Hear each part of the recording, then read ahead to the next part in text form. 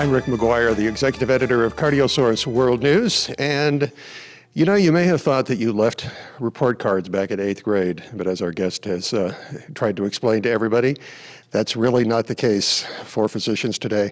I'm with Matthew Phillips, who is president of Austin Heart. And Dr. Phillips, it was a great session looking at how can these report cards be used to drive quality. How bad are the report cards? Are they something to be fearful of or something that can be very helpful? Well, I don't think, physicians are used to getting A's. And so when you talk to them about going back to school and getting report cards, sometimes physicians get a lot of anxiety because you kind of reminded about going back to medical school and studying for a test. But, really now the delivery of cardiac care is very complex. And all of us try to do the best care we can. But quite honestly, sometimes we don't do it because we simply just forget or get too busy.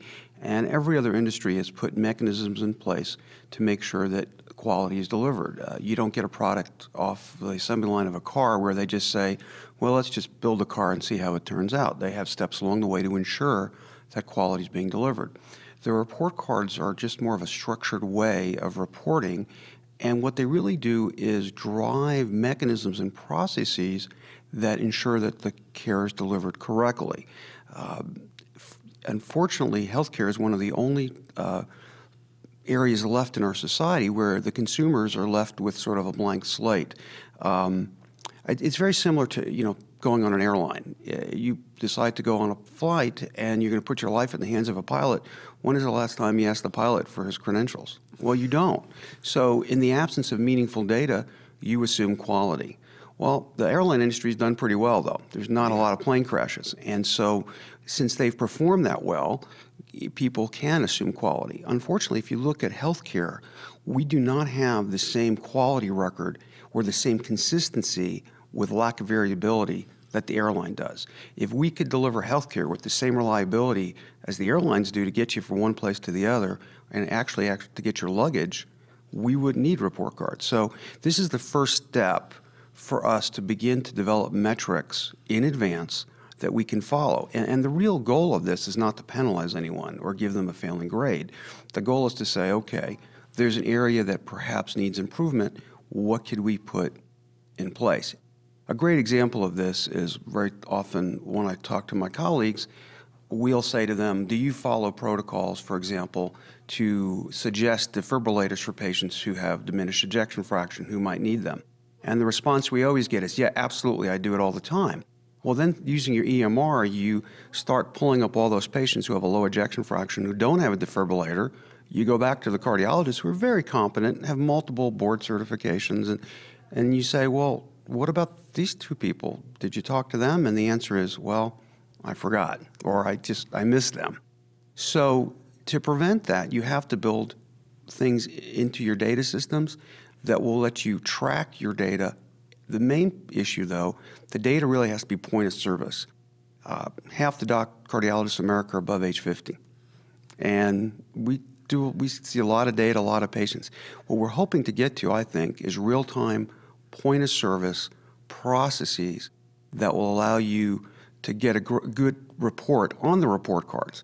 Now, if you get something on your report card that says there's a deficiency, you've got some seniority. How do you feel when you get a report like that?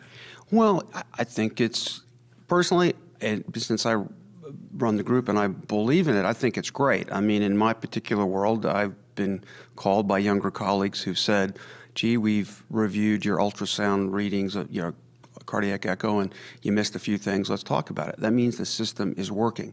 So basically what we will see very often is an opportunity for improvement. Feedback is a gift.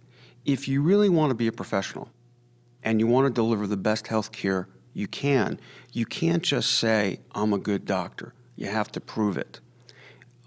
Because it's not as simple as saying, I flew from New York to Vegas and I didn't crash the plane. I mean, because this is a longitudinal care of very complex illnesses, we have to develop surrogates and metrics that can support the fact that we are doing the best thing. I don't really think physicians are concerned about the negative feedback. I think the concern is just being overwhelmed with the processes involved to keep track of the data. That's the problem. I think if a physician had, through the use of an EHR, real-time feedback to do the right thing, I don't think anyone would have a problem with it.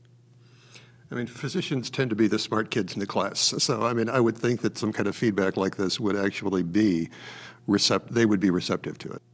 Well, the key is the measurement tool has to be reasonable, meaningful, and measurable. Very often when physicians get bad reports, their first thing is to say, well, the report must be wrong because I can't be, right? So you have to get past the idea that the measurement tool is wrong. No measurement tool is perfect. You have to adjust over time to improve it. And once you get past some of the emotions of a negative score, then you get to, okay, this is not about you and your ability. It's usually a process problem.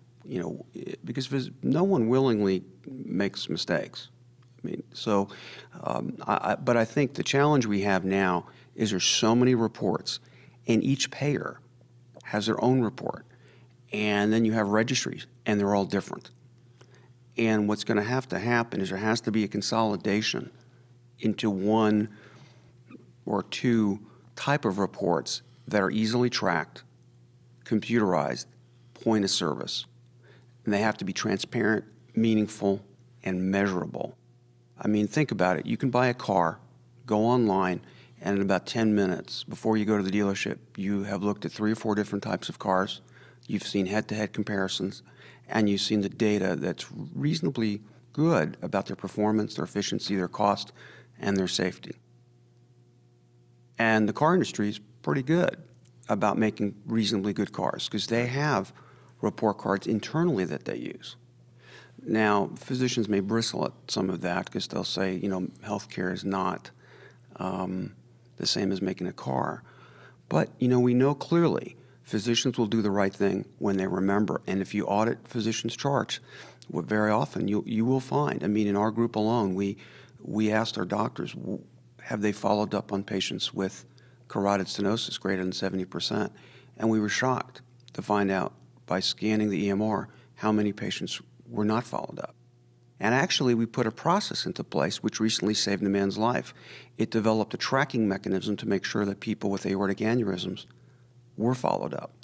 And a man just was called, and he was called, and he was called, and he kept showing up on the list as not coming back.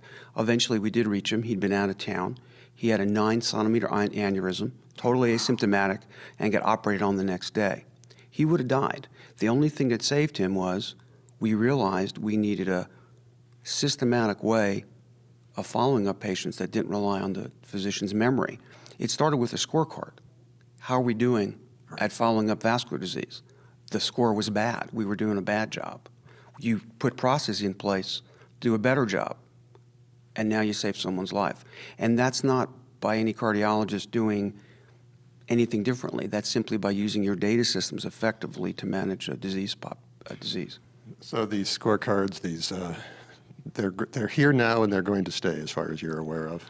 Well, I think clearly one of the solutions, at least in my mind, and I'm not a healthcare policy expert, is we need the consumers to participate in their healthcare. I think clearly having a system where you have payers, providers, and consumers, where the consumers are totally divorced from participating in their health care because they have no data from which to choose, is not going to be a long-term solution. And so, yes, to give the consumers, and the consumers are the federal government, the commercial payers, and the patients, they need data.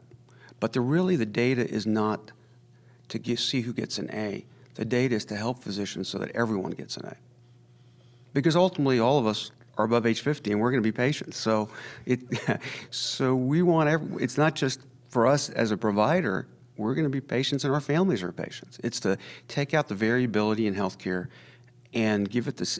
And someday, hopefully, when you go pick your cardiologist, you'll have the same concerns you do as when you pick your airline pilot. You'll want to know who's easy to get into and who has the best peanuts, I guess, in the waiting room.